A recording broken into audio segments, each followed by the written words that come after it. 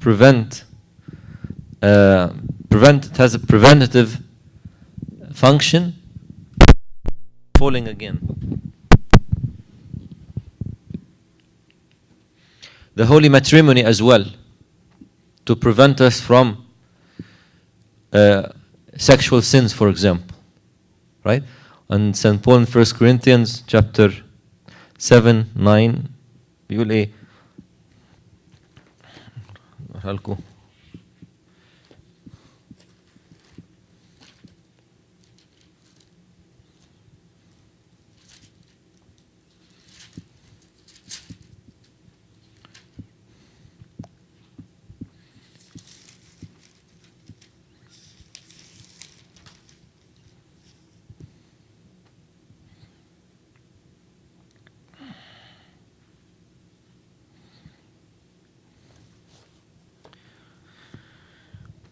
For it is better to marry than to burn with passion. So instead of burning with passions towards the other gender, God has allowed this sacrament as a preventative, or part of it. It's not the only thing, but prevents us from falling into sin. And then we have the vitamins that strengthen our spiritual path, such as the Mayrun gives us the spiritual fruits.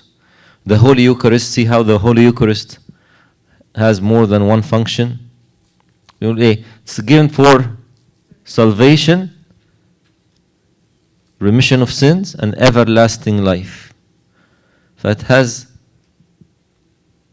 treatment from sin, but it also has something positive. It gives us strength, it gives us life, and it prevents us from sin. As Saint Ignatius of Antioch said, the medicine of immortality and the antidote against death and everlasting life in Jesus Christ.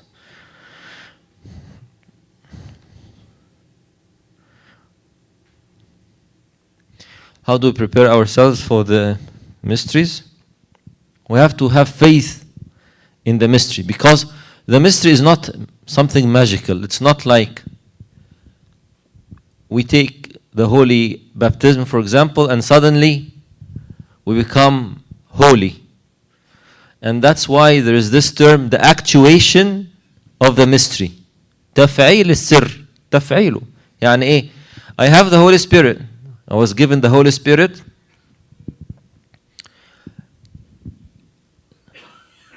As a gift in baptism and the Holy Mayrun. But what about if I have a gift but I don't have fellowship with the Holy Spirit? Then it's useless, because I don't have this relationship with the Holy Spirit. So the mysteries themselves are not miraculous. You're not going to take مثلا the baptism or the Holy Communion and then suddenly you become a saint. Doesn't work this way. Right? Yani, they don't have this effect unless we work with or we actuate that gift.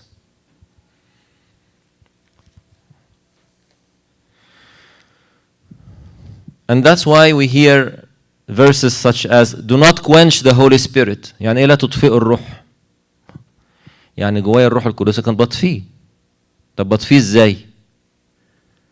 مفيش synergia. There is this term synergia. Syn, the word syn in Greek means together. Erg means to work. حتى وحدة العمل. يقول لك في الكهرباء اللي بيعرفوا الكهرباء يقول لك الإرج. وحدة العمل. Synergia يعني to work together. When there is no synergia between us and the Holy Spirit, then it will become fruitless. It's a gift, but it's fruitless. Why? Because we don't have this fellowship with the Holy Spirit. And that's why to actuate the gift, we have to have this synergia with the Holy Spirit. How do we have synergia with the Holy Spirit? Through every spiritual means that exists in the church. By fasting, by prayer, by matanias, by confession, by attending spiritual meetings, by doing every spiritual thing that helps us grow in the Spirit. امال بنعمل الحاجات دي ليه؟ عشان نشعل الروح القدس. زي بالظبط منار صغيرة تبتدي كانت سبارك، ممكن النار تبتدي سبارك، تقعد تهوي عليها لغاية ما تشتعل وتحط عليها الوقود. في النهاية تبقى ايه؟ تبقى مشتعل بالروح القدس. ليه؟ لأنك شغلت نار الروح القدس في حياتك. لكن لو جت خدت عطية وبعدين طفتها يبقى خلاص انطفأ. ف it's very important for us to know that not just because I take communion every week, therefore I must become a saint. Doesn't work this way. Doesn't work this way. I have to understand the great gifts that I received. And that's why St. Paul in 1 Corinthians chapter 11, which we'll probably study at one point, he says, because some people take the Holy Communion in an unworthy manner, that's why they become sick, and that's why some of them die. Why? Not because there's something wrong with the gift itself, but it's the unworthiness or not feeling the importance of the gift which we have received, and we take it in an unworthy manner. So therefore, this is very important for us to understand that the more we prepare ourselves for receiving the gift.